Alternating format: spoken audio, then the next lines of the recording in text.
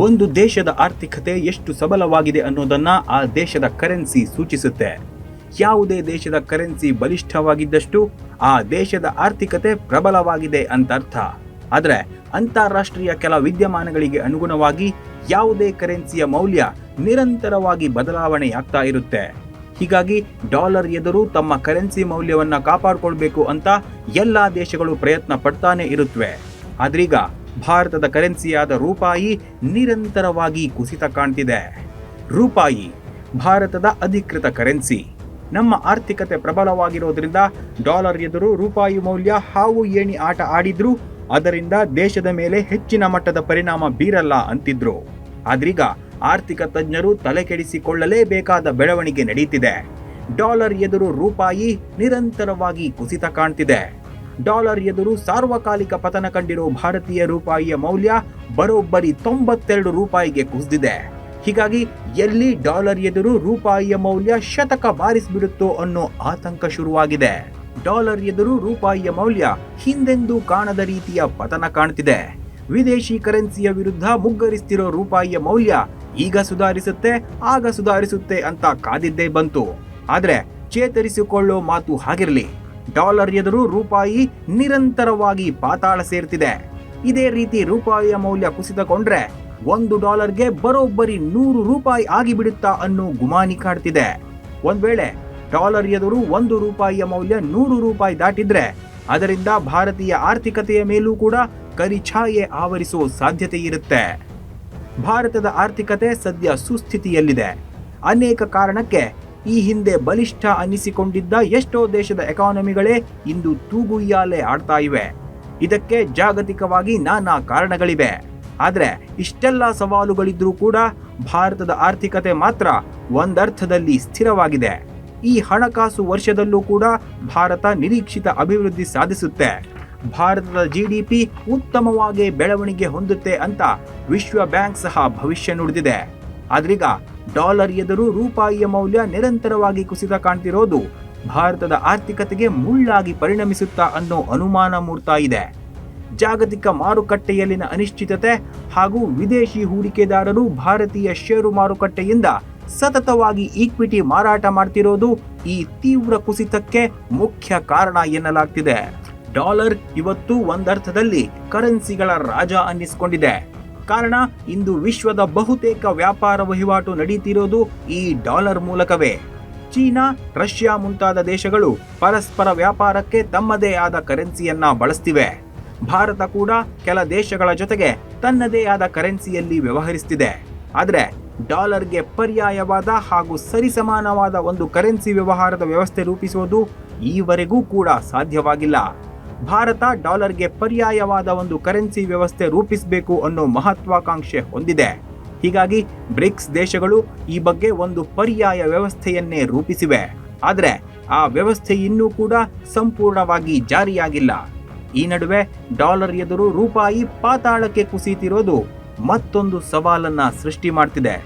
ಅಷ್ಟಕ್ಕೂ ಡಾಲರ್ ಎದುರು ರೂಪಾಯಿಯ ಪತನಕ್ಕೆ ನಾನಾ ಕಾರಣಗಳೂ ಇವೆ. ಡಾಲರ್ ಎದುರು ರೂಪಾಯಿಯ ಅಪಮೌಲ್ಯಕ್ಕೆ ಮೊದಲ ಕಾರಣ ಜಾಗತಿಕವಾದ ರಾಜಕೀಯ ಉದ್ವಿಗ್ನತೆ. ಅಮೆರಿಕ ಅಧ್ಯಕ್ಷ ಡೊನಾಲ್ಡ್ ಟ್ರಂಪ್ ಗ್ರೀನ್ಲ್ಯಾಂಡ್ ವಶಪಡಿಸಿಕೊಳ್ಳೋ ಕುರಿತು ನಿರಂತರವಾಗಿ ನೀಡ್ತಾ ಇರೋ ಹೇಳಿಕೆ ಹಾಗೂ ಯುರೋಪಿಯನ್ ರಾಷ್ಟ್ರಗಳ ಮೇಲೆ ಹೇರೋಕೆ ಉದ್ದೇಶಿಸಿರೋ 10% ಟ್ಯಾರಿಫ್ನ ವಾರ್ನಿಂಗ್ ಜಾಗತಿಕ ಮಾರುಕಟ್ಟೆಯಲ್ಲಿ ದೊಡ್ಡ ಮಟ್ಟಿನ ಆತಂಕ ಸೃಷ್ಟಿಸಿದೆ.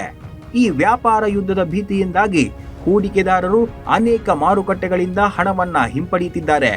ಆ ಹಣವನ್ನ ಚಿನ್ನ ಮುಂತಾದ ಅಮೂಲ್ಯ ಲೋಹಗಳ ಮೇಲೆ ಹೂಡಿಕೆ ಮಾಡ್ತಿದ್ದಾರೆ. ಇನ್ನು ವಿದೇಶಿ ಬಂಡವಾಳದ ಹೊರಹರಿವು ಡಾಲರ್ ಎದುರು ರೂಪಾಯಿಯ ಮೌಲ್ಯ ಅಪಮೌಲ್ಯಕ್ಕೆ ಮತ್ತೊಂದು ಕಾರಣ. ವಿದೇಶಿ ಸಾಂಸ್ಥಿಕ ಹೂಡಿಕೆದಾರರು ಭಾರತೀಯ ಷೇರು ಮಾರುಕಟ್ಟೆಯಿಂದ ನಿರಂತರವಾಗಿ ಬಿಲಿಯನ್ ಗಟ್ಟಲೆ ಡಾಲರ್ ಹಣವನ್ನ ಹೊರತೆಗೆಯುತ್ತಿದ್ದಾರೆ.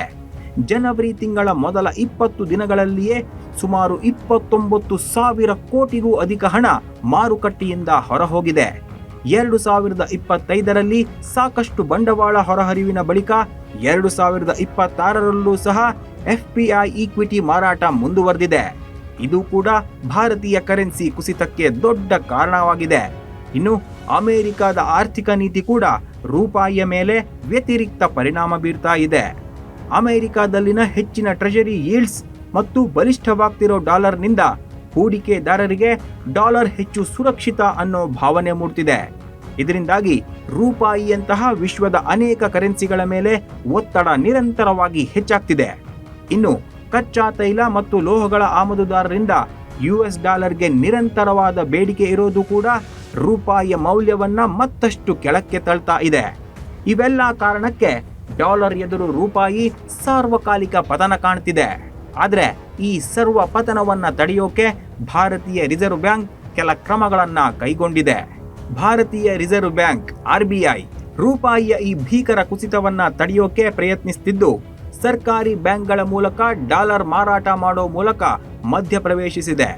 ಆದ್ರೆ RBI ರೂಪಾಯಿಯನ್ನ ಒಂದು ನಿರ್ದಿಷ್ಟ ಮಟ್ಟದಲ್ಲಿ ಹಿಡಿದಿಡೋ ಬದಲು ಮಾರುಕಟ್ಟೆಯಲ್ಲಿನ ದೊಡ್ಡ ಏರಿಳಿತವನ್ನ ನಿಯಂತ್ರಿಸೋಕೆ ಮಾತ್ರ ಪ್ರಯತ್ನಿಸುತ್ತಿದೆ ಅಂತ ಹಣಕಾಸು ತಜ್ಞರ ವಿಶ್ಲೇಷಣೆಯಾಗಿದೆ.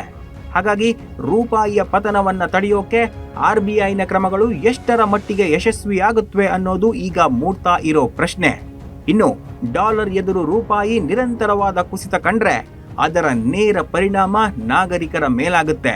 ಯಾವುದೇ ದೇಶದ ಅಧಿಕೃತ ಕರೆನ್ಸಿ ನಿರಂತರವಾಗಿ ಅಪಮೌಲ್ಯಕ್ಕೆ ಒಳಗಾದ್ರೆ ಅದರ ನೇರ ಪರಿಣಾಮಗಳನ್ನು ಅನುಭವಿಸೋದು ಆ ದೇಶದ ನಾಗರಿಕರು. ಈಗಲೂ ಸಹ ಭಾರತದ ರೂಪಾಯಿಯ ಮೌಲ್ಯ ತೀವ್ರವಾದ ಕುಸಿತ ಕಂಡ್ರೆ ಅದರ ನೇರ ಪರಿಣಾಮವನ್ನ ಭಾರತೀಯ ನಾಗರಿಕರೇ ಅನುಭವಿಸಬೇಕಾಗುತ್ತೆ.